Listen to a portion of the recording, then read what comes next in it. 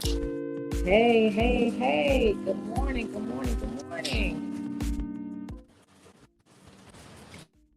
Welcome to It's a King Thing, guys, with Miss Ray. And I'm Ray, of course. This morning I sent out you guys a little inspiration, showing you guys the water, saying, how good God is. So let me just tell you, let's talk about grief. Because no sooner did I send that out to you guys, this grief came over me. And nothing happened to my knowledge.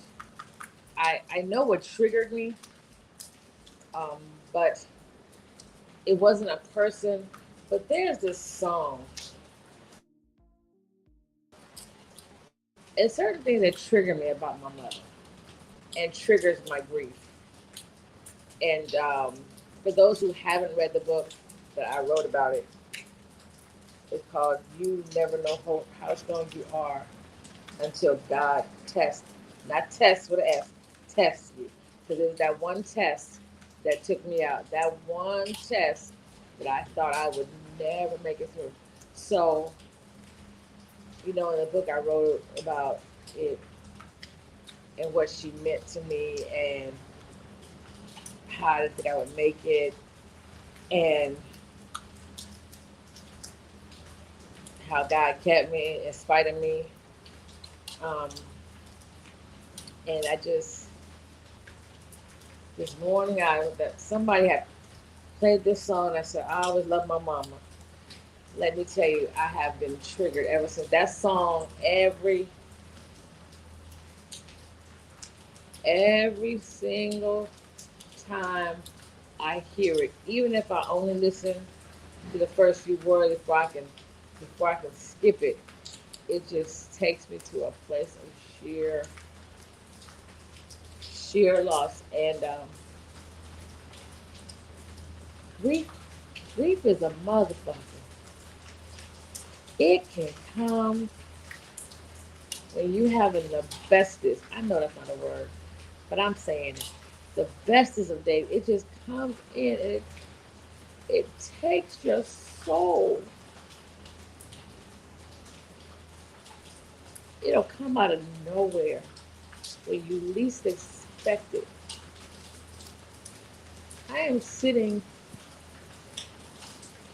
in the most beautiful place, and that grief has come in and has robbed me of my peace today. People always tell you, you'll get over it, you'll get over it. They are a fucking lie. You never get over it. It becomes bearable, tolerable, but you never get over it. So I don't want you to think that it's been this long, you got to stop this, and it's been this long, and you can't feel that. Because it's a lie until somebody has walked in your shoes, not their shoes, your shoes. Tell them to mind their business.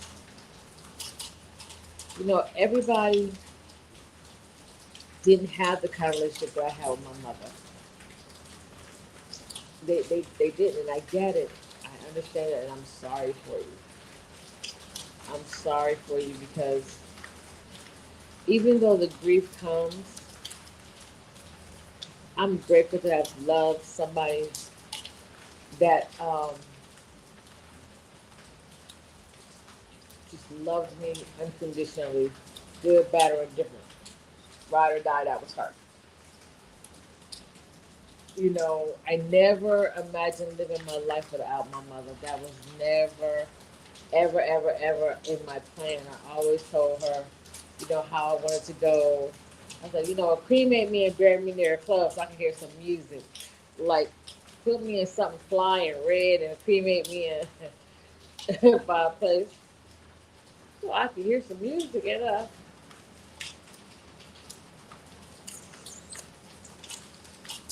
she would say, girl, don't say that.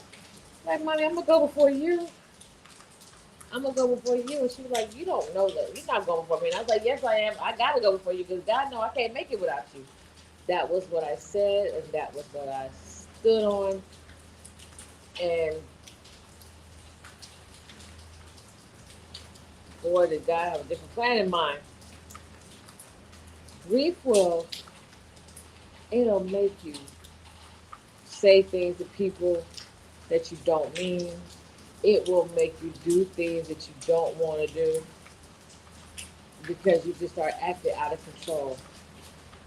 I am lucky and I'm grateful and I'm blessed that I no longer do those things. But grief affects different people in different ways. You can't tell a person how to grieve. You can't tell a person how long they should grieve. You don't know what's going on inside that person. I tell everybody to get grief counseling. And not to say this is a cure all, because it's not, but it is a tool to help. It's a tool to help with your coping mechanisms. And some people need medication. I was grateful. I'm grateful I don't take medication. Um, I just, grief will come in and just fuck your day up. I swear, I'm sorry, y'all. I just, oh God, it's, woo, it has really, for no reason, none, no one has done anything to me. I had good food this morning. I showed you my view. It is amazing, and I'm sitting in my room just looking at water and listening to water from the rain. And all of a sudden, that song came on, and it just triggered me. And it triggered me to a place of I just want to cry and say I want my mama. And if I can't be transparent with y'all, who I cannot be transparent with, like who can I really be my authentic self? But I always tell you guys, I never did this podcast to be famous or to be rich. I did it so that somebody else knows that there is someone else out there that's going through the same things. You're not by yourself. And maybe when I was going through this, if there was something like this when I was going through, maybe it wouldn't have been so bad. Maybe I would have attempted suicide. Maybe I would have thought like I was all alone. Maybe I would have just felt like I could have called on somebody. So that's what I do it for. So don't think because you see me in movies and on TV and hanging out with these people that I got it all together. Because I'm just as human as you. I'm just as flawed as you. I'm just grateful that God continues to keep me in spite of myself. And, you know, I don't always do right. I try very hard to do right. But I don't always do right. I tell y'all, I'm halfway between nuck if you buck and praise is what I do. So be careful how you approach me. Some days you may catch me out in traffic and I may be nice and personal. Hey, how you doing? Sure, we can take a picture, blah, blah, blah, blah. And some days I'm like, maybe today I don't really feel like it. So if you're up for a lot of conversation, I'm not with it. If you want a picture here you go. All right. And you might catch me there. I don't want no damn pictures because I don't have to take them. And that's the problem that y'all have with people in the industry. You think because we're in the industry, we have to take pictures. No, we don't. Let's be clear. No, we don't. What we have to do is get on that camera and do our job. That is it, and that is all. We got to bring those characters to life, and that's it. Once that camera says cut, we off work. So don't think because you see us in the mall or in Starbucks or at Whole Foods that we really owe you a picture because we don't. And we have problems just like every freaking body else. We got bills to pay like everybody else. We got family members that ain't shit just like everybody else. We got family members that people that just keep sucking you and want to suck you dry like a succubus. I said what I said. I said what I said. I said what I said.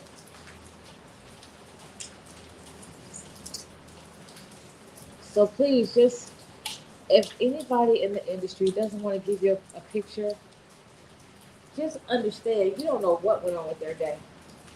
You ain't always in the best of moods and spaces either. So, if they say no, accept their no because you don't know what went on with them that made them say no.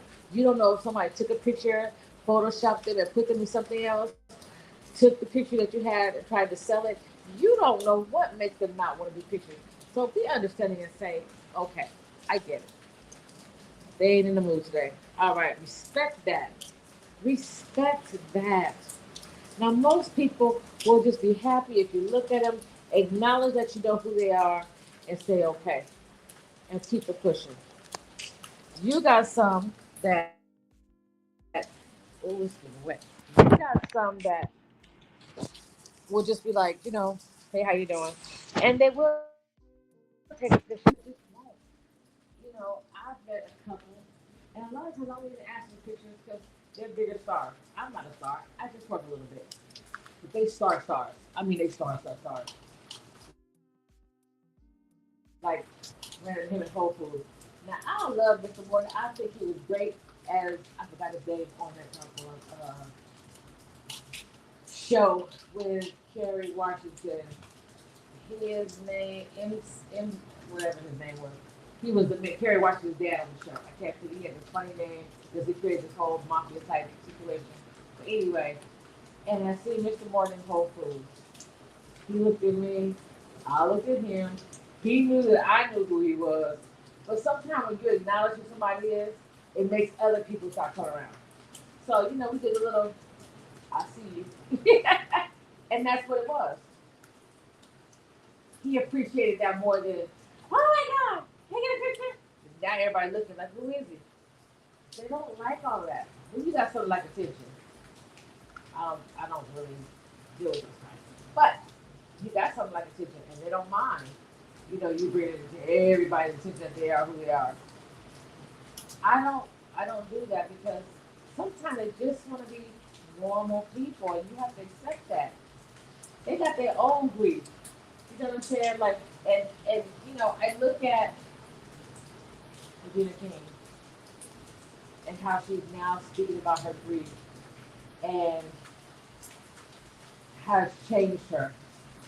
When she said how it's changed her, I truly understood because you don't understand how it is to lose that one person, and specifically the way she lost her person. I know that just took all the air out of her lungs. I get it. I get it. I felt that way about my mother, but I can't imagine feeling the way about a child that I lost. I was probably in a nut ward somewhere. Yeah, I said what I said. Because you do everything, you give them everything, you want them to have everything, you protect them, and then you lose them. You're like, wait, this is not how this is supposed to go. So grief is dangerous. Grief makes people commit suicide.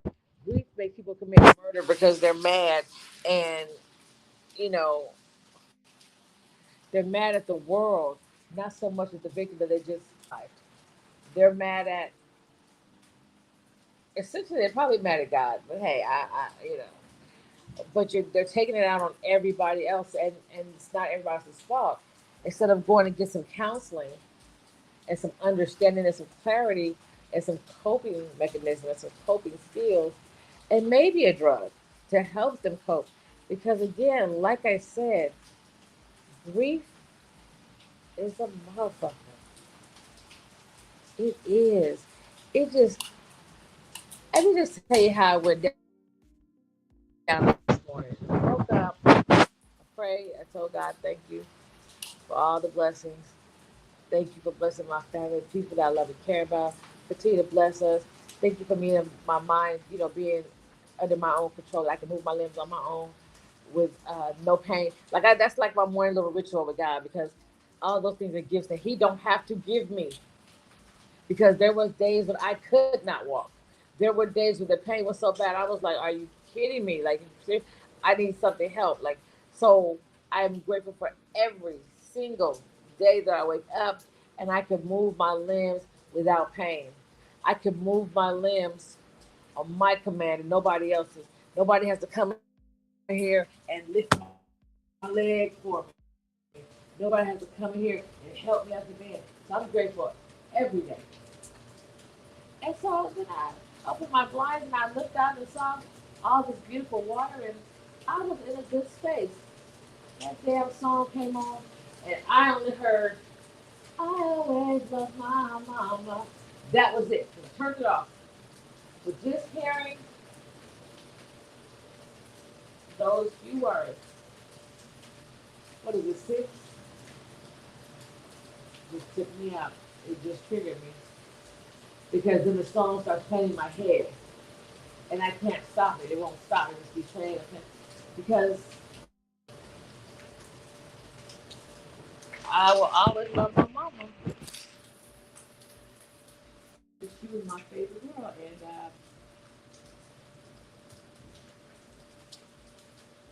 I wouldn't wish this type of grief on my worst enemy.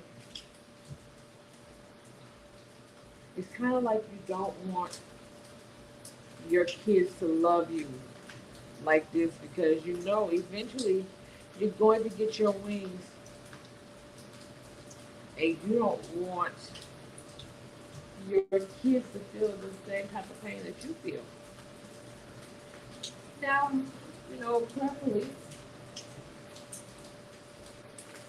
my kids will have had, well, I was going to say, well, preferably my kids will have had me longer than I have my mother. However, my daughter has definitely had me longer than I have my mom, which is a blessing. Which is a blessing. Because I only had my mother for 26 years. 26 years is all I had. And I wouldn't trade a single day.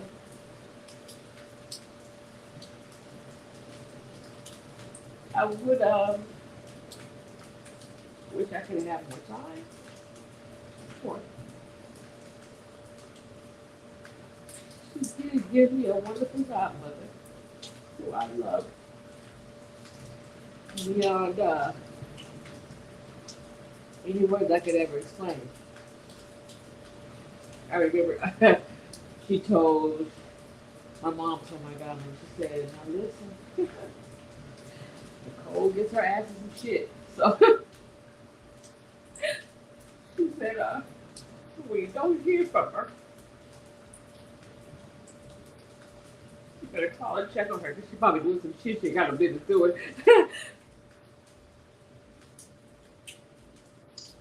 That was so funny. So if you guys are lucky enough to have your parents, your mother or your father, whichever, make sure you love them because you only get one. And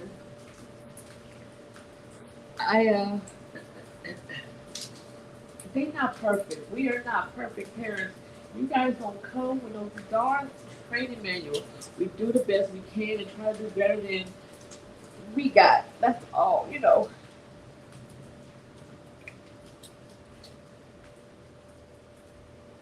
Just it's not easy to be a parent, a real parent, a hands-on, involved parent. Not no goddamn YouTube or reality TV parent. There's a distinct difference. That shit is not real. I need y'all to stop believing it's not real. When your kid is sick in the morning, sick at night, sick in the middle of the night, it's you there by yourself with your kid trying to figure it out. When your kid is fighting for their life, it's you there. Nobody but you and God. That's what a parent does. You know. I remember when I moved after I had my daughter, which I think was really my mother's baby, but I mean, I used to live in Philly and New York, and she didn't miss a birthday. She got on the plane. She missed not one birthday. Did you hear me? That grandbaby, because that was her baby. And she taught my baby how to curse. My mama was a motherfucker. Boy, I tell you. Ebony, Ebony. And I'm looking at my mom, she said, and she called it Everglue. Everglue. She said, shit. I looked at my mama. We in a grocery store. We in a grocery store in the suburbs of Pennsylvania. And she teaching the baby how to cuss. And Ebony following right behind what her grandmother said. And then, she had this hunk of cheese, and Ebony's loving cheese. And she dropped the cheese, and she said, "Oh shit, Grandma!" I looked at my mom and said, "Doc gonna kill us when we get home." I'm mad the baby used it in the right context. She was one. To this day, her vocabulary is exceptional. Grief is it's a motherfucker, y'all. It really is. It make you wanna. I need a drink or I need a pill. It make you wanna get high, and I don't. It I see how people become addicts because they're simply trying to numb the grief. There's no such thing. There's no such thing as numbing the grief. You have to learn how to deal with it and live with it. And it's a bitch. As I sit here, really just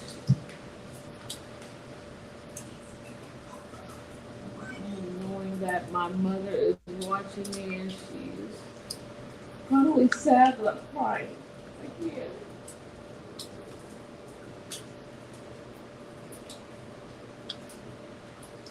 But she knows that I love her. I never, some people have regrets that they didn't spend time with their parents or they didn't do for their parents. I don't have any of those things. I'm grateful. I am so grateful I don't have any of those regrets. Shout out to my girl Tabitha Bradley. Let's see if she have her mother because when I hear Tab talk about her mom, and I'm like, I needed to hear that because we have a kind of relationship like that. It is so important. You have no regrets. Treat your parents good while you got them.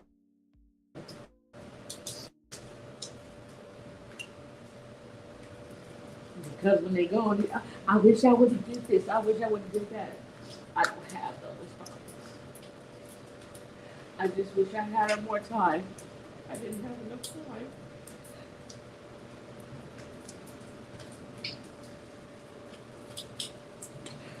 Life is short, and you don't know your expiration date, so live it to the fullest.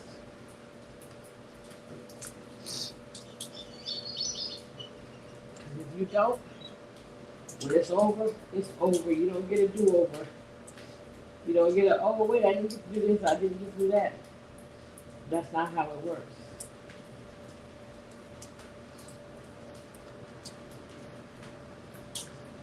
Grief is a mother. It just comes out of nowhere. It just fucks your day up. But I'm not gonna let it fuck my day up today. I'm gonna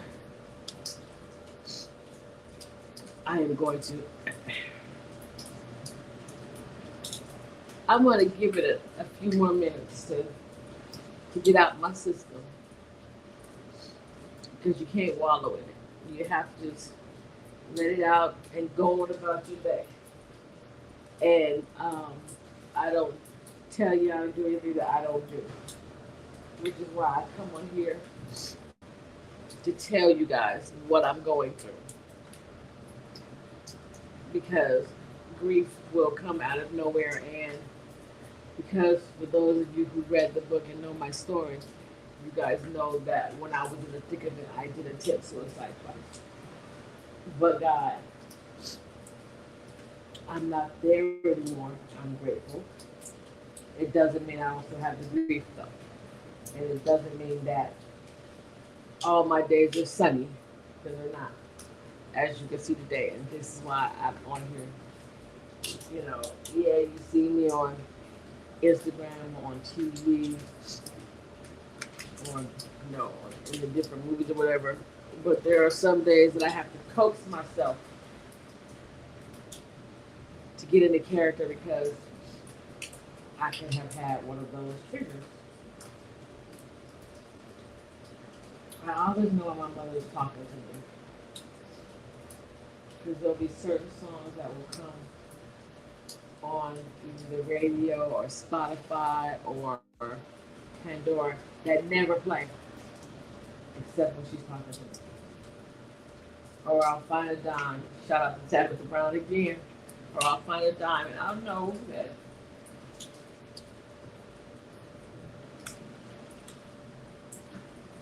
she's talking to me. So, guys, love yourself. Love yourself. Be good to yourself. Be good to your parents. If you find yourself needing some assistance, please dial 988. That's the suicide prevention hotline. It's open 24/7. They have a website. I don't have it right now off the top of my head. I believe it's 988 Lifeline or just Google it. Um, there is someone there 24/7. Please don't give up. Don't give out. You can reach me. You can call me. You can text me. You can email me. You can go on the website. It's a kingthing2021.com. There's a contact on there. You can go on Instagram. Send me a message.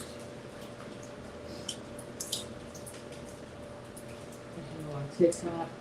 Send me a message. I will respond. I will respond.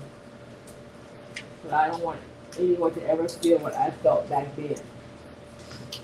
I don't want anybody to ever feel like they're alone and no one will come to them. Like, that's a horrible place to be in, and it's a dark place, and I don't want anybody to ever feel that. So I just want you to know, I will respond. And there are people who care, and there are people who are there for you that will respond and come see about you. You're not alone. You are not alone. I think back to how grief could do you wrong, but if